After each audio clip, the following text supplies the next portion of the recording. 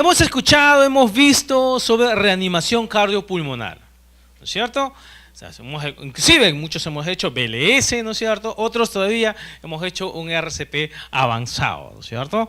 Hemos hecho RCP básico y otros RCP avanzado. Muy bien, ahora, ¿qué hacemos? ¿Qué hacemos? Vamos a poner el caso, bien tranca. ¿Qué hacemos en el caso de un paciente que venga con múltiples fracturas, que venga con traumatismo a nivel de parrilla costal derecha, viene con un trauma torácico, ¿ya? Inestable, con bolet, ¿ya? Y hace paro cardiorrespiratorio? Y usted lo conoce, es quien le debe 500 soles. Tiene que salvarlo.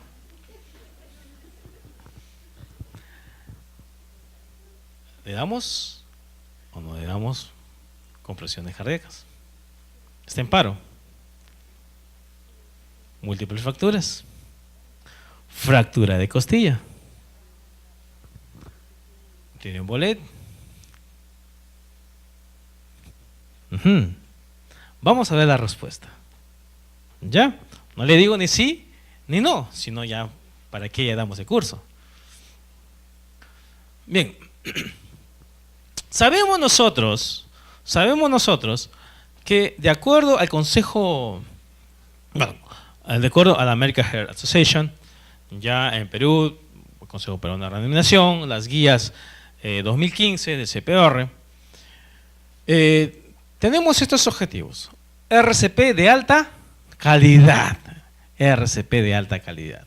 Muy bien, tenemos que hacer énfasis en cadena de supervivencia, reconocer las señales de paro, usar desfibrilador externo automático, DEA, hacer ventilaciones eficaces, también equipo de reanimadores y pues lo que se ve en la temática de la obstrucción de la vía aérea. Muy bien, el primer respondiente,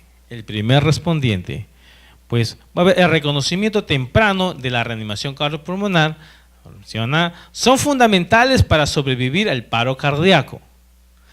Al aprender las técnicas de una RCP de alta calidad, tendrá las herramientas necesarias para mejorar la evolución del paciente y salvar más vidas. Muy bien, usted está cumpliendo este concepto del primer respondiente. Usted es el primer respondiente. Usted va a reconocer de una forma muy temprana un paro cardiorrespiratorio. Usted usted ha aprendido las técnicas de reanimación cardiopulmonar de alta calidad. Usted pues tiene las herramientas necesarias para tener la mejor evolución del paciente y pues esta persona tiene pues la tasa de sobrevida pues mucho más alta y en este caso usted va a salvar más vidas. Es el primer respondiente. Ahora, la pregunta, tanto en el intrahospitalario como en el extrahospitalario, ya sea el lugar donde usted está trabajando. Y usted está conociendo, y usted está sabiendo que pues la reanimación cardiopulmonar va a empezar por 30 compresiones y 2 ventilaciones y sabe manejar su DEA. Hasta ahí estamos todos bien, todos contentos, todos felices, chévere, bonito, paja, pajita, pulenta. Muy bien, ahora, también sabe usted que los hombros tienen que estar como perpendicularmente al tórax y es su peso el que va a caer, de tal manera que pueda comprimir ¿cuántos centímetros? 6 centímetros. Muy bien. Entonces usted va a comprimir con el talón de la mano, ¿no es cierto? Salvo que tuviera una fractura en una mano, entonces solamente lo hiciera con una mano. Es un caso excepcional, ¿correcto? Muy bien, pero usted ahora tiene este caso. Hasta ahí todo bonito. Ahora complicamos el asunto. Tenemos nosotros fracturas a este nivel. ¿Observan? Hay una dislocación a ese nivel. Tenemos fractura de costillas, costales. Tenemos también acá fracturas costales. Observamos. La pregunta es, conociendo toda la información, entrenados nosotros en reanimación cardiopulmonar, podemos nosotros saber tomar decisiones si le damos o no le damos compresiones torácicas, cardíacas a este paciente. Unos dicen sí, otra cosa dicen no, porque ojo, tiene fractura y tiene fracturas múltiples. Ajá. Bien. Saben, hay un estudio que se publicó en febrero del año 2018. En realidad, hasta antes de ello, no encontramos ningún protocolo que hable específicamente de reanimación cardiopulmonar en condiciones, o en este caso, en una situación de trauma, y más aún pues de un trauma torácico. Porque generalmente las guías están hechas basados en ¿qué? En problemas cardiológicos, no en problemas de trauma. Es por esa razón que la tasa de sobrevida va a estar basada nosotros en patologías específicas de cardiología o cardiopatología o patologías cardíacas, como quiera ver. Mas no encontramos en trauma.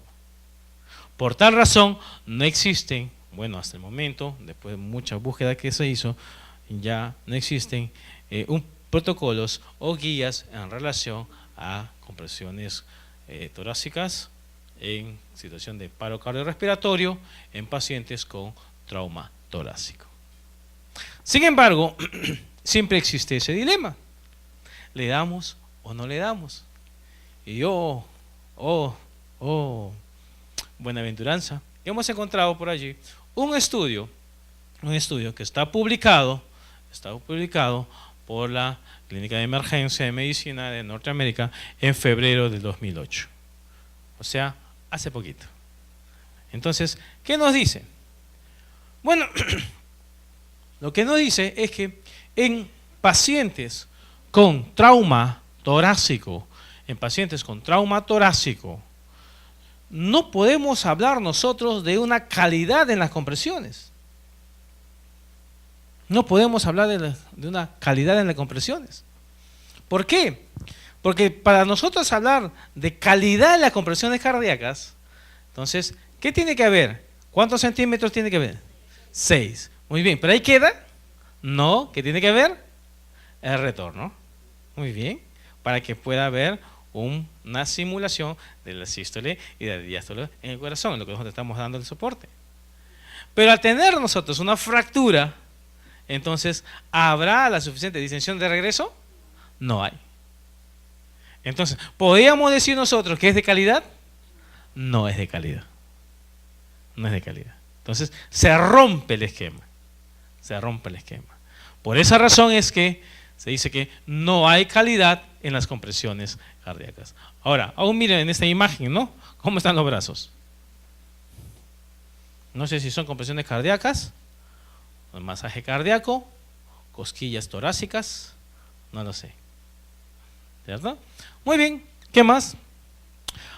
En situaciones de paro cardiorrespiratorio en pacientes con trauma torácico, trauma de tórax, vamos a buscar las causas reversibles y las que se asocian al trauma. Podemos buscar las H, podemos buscar las P, entre otros. Asimismo, vamos a dar intervenciones de primer respondiente directamente a salvar las vidas o salvavidas. Vamos a verlo más adelante. Nos va a hacer que haya un retraso en la asistencia inmediata de una reanimación cardiopulmonar por intervenciones intermedias. ¿Qué es lo que pasa en estos pacientes, en estas víctimas o pacientes, depende de dónde estén? Vamos a ver nosotros que vamos a darle los soportes que corresponden, pero estos soportes van a estar en paralelo a las compresiones que se requieren. ¿Y eso qué va a hacer? Que se retrase la asistencia de un paro cardiorrespiratorio. ¿Y cuánto es lo máximo que nosotros podemos esperar de retraso? Porque el énfasis es, en el 2015, que no haya, ¿qué cosa? Interrupciones. ¿Y cuánto es lo máximo permisible, ya, pues por aquí, que puedes tener interrupciones? ¿Cuántos segundos? 10 segundos. 10 segundos. Si te has pasado de 10 segundos, eso quiere decir que estás empezando de nuevo. Oye, pero le he dado compresiones cardíacas 4 minutos, pero te has pasado 11 segundos y le vuelves a dar. No es que estuvieras continuando, es como que recién le estuvieras dando, pero ya con menor tasa de sobrevida, porque ya ha pasado 4 minutos en pérdida. Entonces, sigamos. Vamos a ver. Este estudio habla de 5 principios que van a guiar la asistencia de un paciente o una víctima. ¿Saben ustedes la diferencia de paciente y víctima, verdad? Se dice que es una víctima cuando está fuera del área intrahospitalaria. Y se dice que es un paciente cuando está de la puerta para adentro del área intrahospitalaria. Muy bien. Entonces, se dice que hay 5 principios que van a guiar la asistencia al paciente en paro cardiorrespiratorio traumático. Estos 5 principios son empezar o parar. Va a ser proteger compresiones torácicas, arreglar la ventilación, parar la hemorragia o arreglar la fisiología. Bajo ese mismo estudio vamos a ir viendo. No existe en la actualidad, el hecho de que una víctima, un paciente con paro cardiorrespiratorio, sea salvable o no sea salvable. No podíamos decir nosotros que un paciente con trauma torácico, no, él ya está, él no es salvable. Como dicen, él es un paciente que está chifa. No podíamos decir. No existe ningún protocolo, no existe ninguna guía. Todo paciente puede ser recuperable. Es un principio. Sin embargo, en estas condiciones de trauma torácico, ¿qué tanta probabilidad podemos tener nosotros de que tenga tasa de sobrevida? Si hemos visto nosotros la fractura costal, inclusive hemos visto ecuación a nivel del esternón, y quién sabe, quizás tenga un trauma torácico abierto. ¿Cómo vamos a poder nosotros decir si este paciente es salvable o no es salvable? No existe. Ahora, pero sin embargo, lo que podemos hacer es tener un pronóstico. Y ese pronóstico va a ser basado en el tiempo y vamos a ver un cuadrito. Factores o pronósticos favorables al paro cardiorrespiratorio traumático. Primero, mecanismo penetrante de lesión, particularmente torácico. ¿Qué quiere decir? Quiere decir que si este paciente o esta víctima tiene un mecanismo penetrante de lesión particularmente torácico, entonces su tasa de supervivencia y de sobrevida, ¿saben cuánto por ciento es? ¿Cuánto dice? Dígalo. Menos de 1%. E inclusive, este estudio dice, es prácticamente inútil el dar compresiones cardíacas. Sin embargo, no te está diciendo que no lo des. Sin embargo, no está diciendo déjalo. Lo que te está diciendo es que simplemente que tienes menos 1% de sobrevida. Ahora, yo les pregunto, ¿y qué tal si en ese menos 1% sale el paciente del paro cardiorrespiratorio? Entonces, usted va a tener en saber que ha salvado una vida. ¿Con cuánto por ciento de porcentaje de sobrevida? Menos de 1%. Menos de 1%. ¿Saben? Hace no más de 2 meses llegó un paciente de trauma shock con un cuchillo por acá. Y el cuchillo estaba de esta forma así. ¿Qué pasaba? ¿Quién estaba haciendo cosquilla al cuchillo? El corazón. Así estaba. Así venía. Si él hacía compresiones, él hacía paro cardiorrespiratorio, podía haberle hecho compresiones allí, porque yo le iba a hacer. Entonces, ¿qué pasaba? Le iba a lesionar más. Y él estaba ahí. Así estaba. Entró ya pues a cirugía de tórax, entre otros, ¿no? Se intervino. Y el paciente, no les voy a decir por qué sucedió, pero la cosa es que el paciente vino de esta forma. El cuchillo estaba ahí, ¿no? Así como en la imagen que observan ustedes, pero el cuchillo estaba en este lado. Era un cuchillo de cocina. Alguien le hizo cariño en su casa. ¿Ya? Muy bien. No hagan esos cariños, por favor. Lo volvió anticucho. Entonces, ¿qué más? Segundo, miren, otro factor que nos va a pronosticar favorablemente en caso de paro cardiorrespiratorio traumático. Signos vitales en cualquier momento desde el primer contacto con el personal sanitario. Es decir, que debiera haber al menos algún tipo de signo vital. Tercero, signo de vida, cualquier movimiento espontáneo, esfuerzo respiratorio, actividad eléctrica, organizar electrocardiograma, etcétera, etcétera, etcétera, etcétera. ¿Qué más nos va a mejorar favorablemente? Que pues este paro cardiorrespiratorio sea menos de 10 minutos. En realidad, ¿en cuánto tiempo podemos nosotros dar reanimación cardiopulmonar? Hasta haber pasado ¿cuánto? 10 minutos. Si encontramos a un paciente que está allí y nosotros no le hemos observado, entonces llegamos y ese paciente ha tenido un paro cardiorrespiratorio, si ya ha pasado más de 10 minutos, entonces ese paciente o esa víctima tiene 0% de sobrevida. Si tú asistes a un paciente que tiene un paro cardiorrespiratorio, al minuto del paro, ¿cuánto porcentaje tienes de sobrevida de ese paciente? 90%. Si le asistes a los 2 minutos, ¿cuánto porcentaje tiene de sobrevida de ese paciente? Que salga. ¿Cuánto porcentaje? 80%. Si te asistes a los 3 minutos del paro, ¿cuántos minutos de sobrevida podría tener, de porcentaje de sobrevida tiene ese paciente? 70%.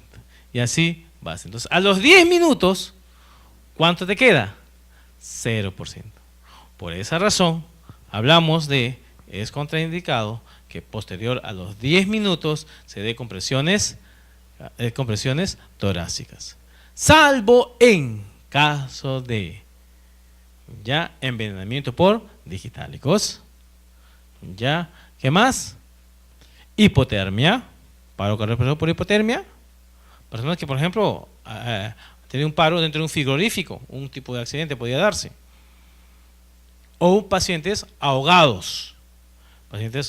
Ahí sí el tiempo se extiende, entre otros. Sigamos.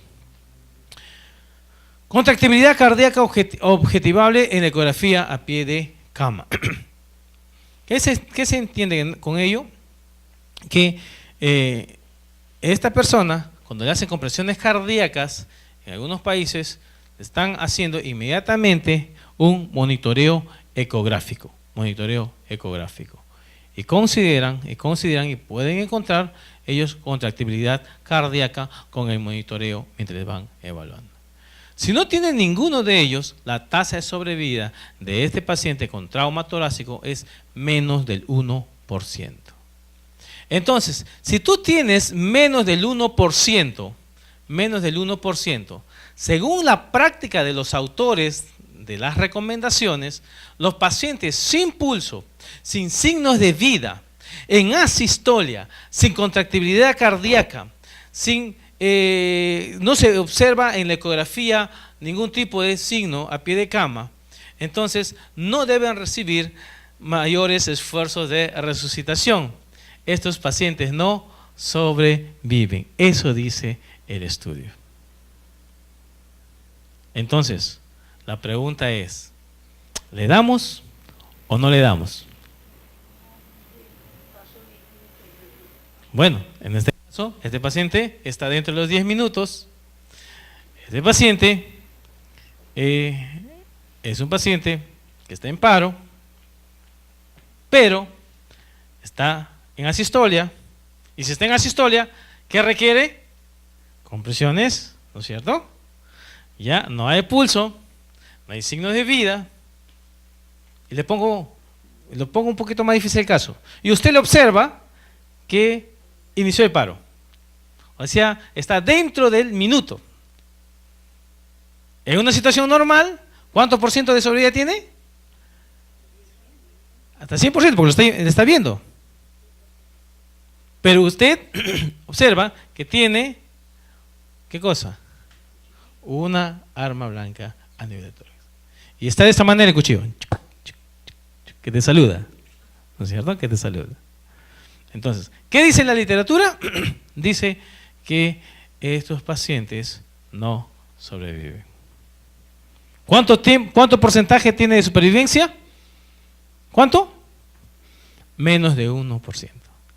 Entonces, y es una consideración ética e inclusive legal. Yo podría decir hasta un dilema ético. ¿Por qué? Porque si no le doy compresiones cardíacas, ¿quién me va a hacer problema? ¿Quién me hace problema? La familia. Igualito. Pero no pierdes nada. ¿No es cierto? ¿Le diste? Ahora, y si tienes acá a un paciente con paro cardiorrespiratorio, con herida de arma blanca, a nivel torácico, con compromiso de pericardio, y acá tienes un niño con shock con paro cardiorrespiratorio, con, digamos, con diagnóstico de CEA de páncreas, recién diagnosticado. ¿A quién de los dos das compresiones? ¿Por qué? Tiene mayor tasa de sobrevida. En cambio, el otro tiene ¿cuánto? Menos de 1%. Menos de 1%. Porque esa enfermedad, si bien es cierto, llegará en su momento dado a ser terminal. Ahorita se le ha diagnosticado, pero no está en fase terminal. ¿Se dan cuenta? No está en fase terminal. Entonces, tienes que dar a este niño. Es en este caso exclusivo. Entonces, por un asunto de términos de legal, escuchaba una experiencia de un médico cirujano que cuando sucedía este evento,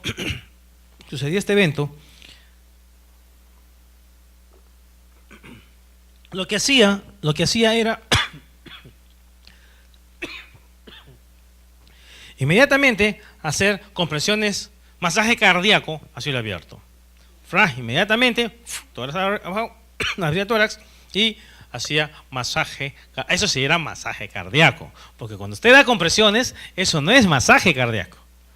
¿Ya? Masaje cardíaco es cuando su manito va a agarrar su corazón y le va a hacer, bajo la técnica que corresponde, el masaje cardíaco. En este caso, él hacía ello.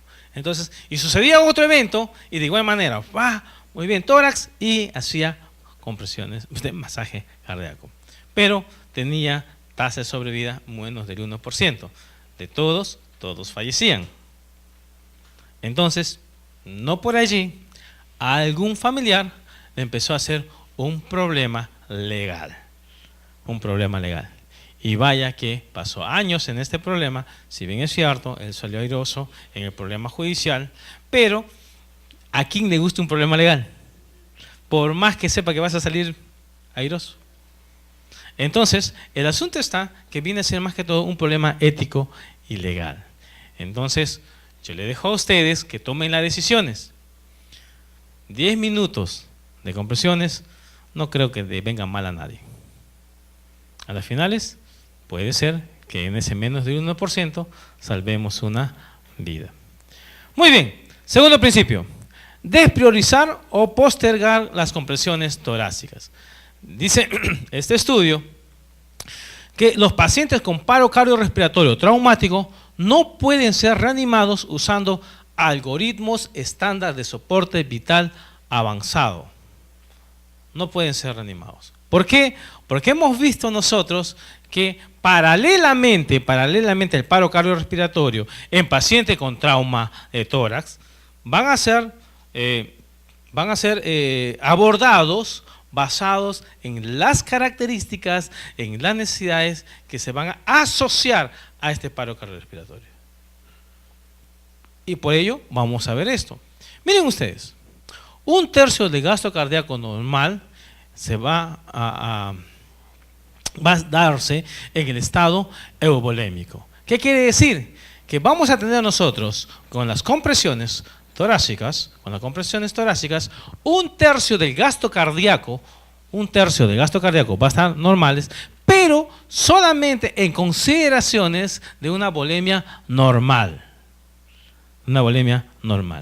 ¿Qué quiere decir?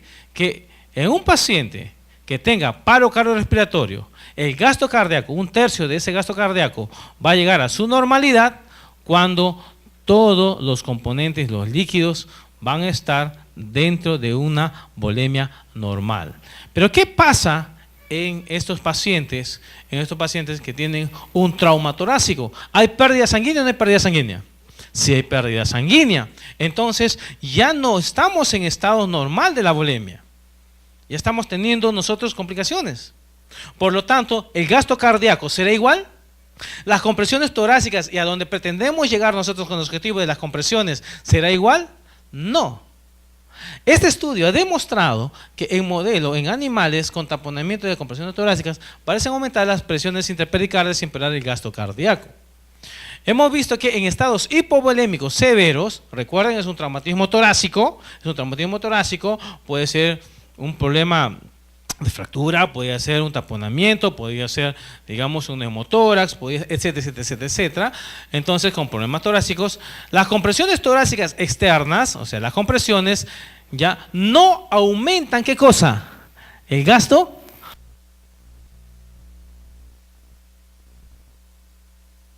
de hipovolemia. No va a incrementar el gasto cardíaco. Y lo que nosotros tratamos de hacer a las compresiones es incrementarlo. ¿Qué más? Entonces, ¿cuál sería mi objetivo? Miren ustedes, estamos saliéndonos del algoritmo del RCP avanzado. Estamos saliendo del objetivo. ¿Cuál sería? Restablecer el volumen sanguíneo intravascular y aliviar cualquier obstrucción al llenado cardíaco. Debe tener prioridad sobre la compresión del tórax. Es decir, lo que está diciendo el estudio es que ese paciente con un traumatismo torácico, antes de darle compresiones, ¿qué le tienes que dar? Volumen. ¿Por qué? Porque ese volumen que ha perdido. Ahora, le das volumen, pero la bomba cardíaca no está funcionando. Ahí recién le vas a dar. Por eso es que la tasa de sobrevida y de supervivencia es menos del 1%. Sigamos. Muy bien. Arreglar a la ventilación. Ya vamos a terminar. Arreglar a la ventilación. Miren ustedes. Tenemos el manejo de la vía aérea. Generalmente, cuando hacemos nosotros reanimación cardiopulmonar, ¿qué hacemos? ¿ABC o CAB? Reanimación cardiopulmonar. ¿ABC o CAB? BLS. Reanimación cardiopulmonar básico. CAB. Ya ABC ya pasó. Ya fue, como dicen por ahí. Y ya pasó hace mucho tiempo. Actualmente es CAB, ¿correcto? Muy bien, ahora, pero en este paciente con problema de traumatismo torácico, tenemos que ver nosotros la ventilación. Entonces, tenemos que manejar la vía aérea. Rompió el esquema del algoritmo de la reanimación cardiopulmonar básica y avanzada. Y se dan cuenta que al inicio, ¿qué dijimos? Que no sigue el esquema de lo que corresponde a la reanimación cardiopulmonar básica avanzada. ¿Se acuerdan que dijimos al inicio? Y efectivamente no está cumpliendo. ¿Por qué? Porque a este paciente, si se obtiene una recuperación de la circulación espontánea, después de las compresiones, los niveles de oxígeno deben ser monitorizados para evitar la hiperoxemia que puede empeorar la lesión cerebral traumática. ¿Por problemas de qué? De traumatismo torácico. Y miren ustedes, en estos casos de traumatismo torácico y paro cardiorrespiratorio, el estudio nos envía a que estos pacientes deben ser intubados, o la intubación electrical sigue siendo el estándar de oro para el manejo de la vía aérea. Y si no tienes personal entrenado, en este momento de poder dar compresiones torácicas ya de calidad, para poder hacer una intubación endotraqueal como corresponde, entonces te está diciendo que puedes utilizar dispositivos supraglóticos, ¿no? Dispositivos supraglóticos, una máscara laringia, podrías utilizar para poder primarizar y oxigenar a este paciente. Y después de allí, recién quedamos compresiones cardíacas. ¿Qué más? Miren la descompresión de tórax. De la descompresión del tórax bilateral empírica en todos los pacientes con paro cardiorrespiratorio tras un trauma cerrado o penetrante para evitar pasar por alto un neumotórax a tensión. ¿Qué es lo que pasa? Estás dando compresiones torácicas y este paciente está con un neumotórax a tensión. ¿Cómo va a estar esa bomba cardíaca? ¿Operativo o inoperativo? Lógico. Va a tener una complicación y no vas a poder dar el flujo que tú necesitas a nivel del cerebro. No va a llegar. Entonces, ¿qué te está diciendo este estudio? Lo que te está diciendo, ¿sabe qué? Vas a tener que descomprimir el tórax de una forma empírica. Descomprimir. ¿Qué más? La segunda ventaja de la toracostomía abierta es el diagnóstico del hemotórax masivo como una causa del paro cardiorrespiratorio. Muy bien. Otro aspecto que nos va a dar un problema de trauma torácico y paro cardiorrespiratorio. Ya otro principio, eran 5 principios. Uno de ellos es parar la hemorragia. ¿Y cómo ese estudio, cómo nos menciona que tenemos que separar la hemorragia? De una forma manual o utilizando hemostáticos tópicos. ¿Qué más? Debemos hacer una inmovilización pélvica para la hemorragia pélvica. Hacer una toracotomía para el control de la hemorragia cardíaca o vascular intratorácica. Obviamente, vamos a regresar a nuestra realidad peruana. ¿Ya? Paro cardiorrespiratorio. En un accidente de tránsito, ¿podemos hacer en foco, en el lugar, una toracotomía? Por esa razón, ¿cuánto es la tasa de sobrevida? ¿Menos de cuánto? Del 1%. Menos del 1%. Muy bien. Estoy dejando también allí el estudio para que lo puedan ustedes también tener el alcance, el estudio, y lo puedan poder revisar con mayor detalle. Muy bien. Sigue otro de los principios, arreglar a la fisiología de la hemodinamia del paciente.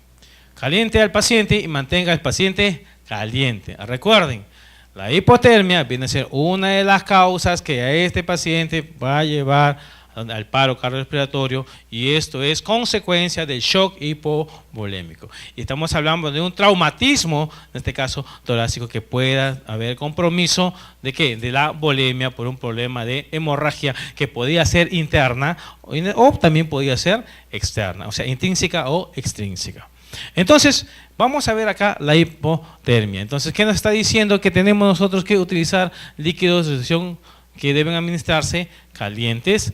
Los accesos venosos tienen que ser calibre 14, calibre 16 inclusive, y generalmente nos está enviando el estudio a que se haga mediante la canalización intraósea y recomiendan que el hueso a utilizar sea el húmero.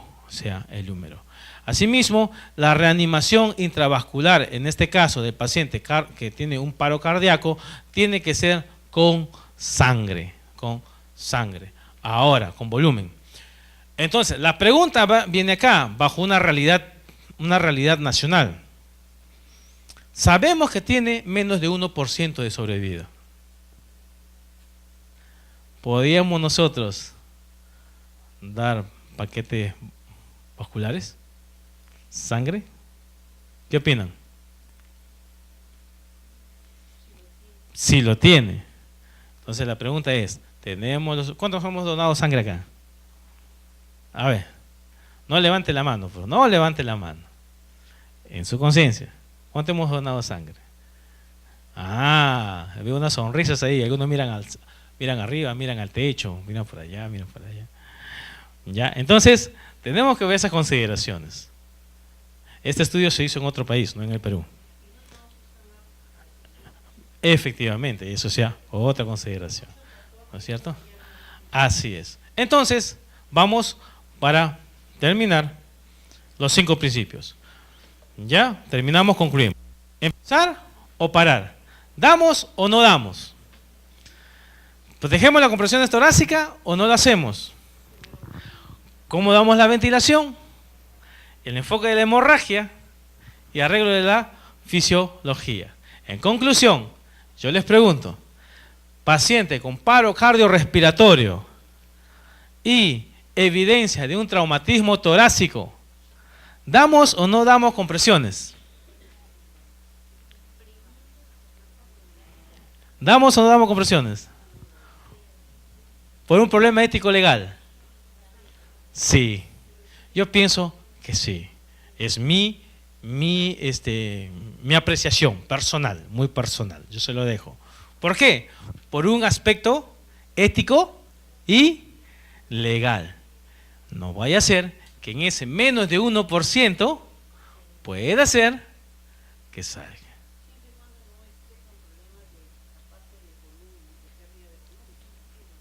Absolutamente, obviamente tenemos que ver otros.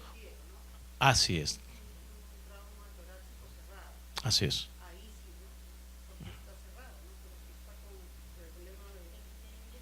Ajá, pero por esa razón es que tenemos que, recuerden, como he dicho, en PCR, en paro cardiorrespiratorio, en tórax, entonces, ¿qué enfatizas? Volumen, enfatizas la ventilación. Y de ahí recién viene, ¿qué cosa? Las compresiones.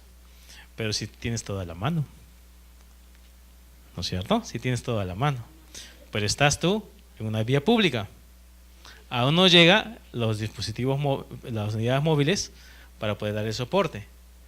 Entonces, el asunto está, no tienes volumen, no tienes ventilación, está con traumatismo torácico, se le incrustó un pedazo de fierro a nivel de tórax, entra en paro cardiorrespiratorio. Entonces, y estás vestido de turquesa. Y si tú te pones y dices, uy, tiene menos de 1%. ¿Qué creen que te va a decir Frecuencia Latina Ya TV? Uy, sales en Facebook, te haces famosa. Obviamente, absolutamente, sí, todo el protocolo. Entonces, por un problema ético, que no vaya a ser que en ese 1% salga, lo haces. Y por un problema legal, aunque más veo yo, no problema legal, más problema social, ¿no? Social, antes que legal. Entonces, has cumplido lo que se tiene que hacer. Es mi apreciación personal. Ahí los dejo y creo que todos lo tienen claro, solucionado el dilema ético, compresiones. Tomen sus decisiones basado en su persona. Muchas gracias.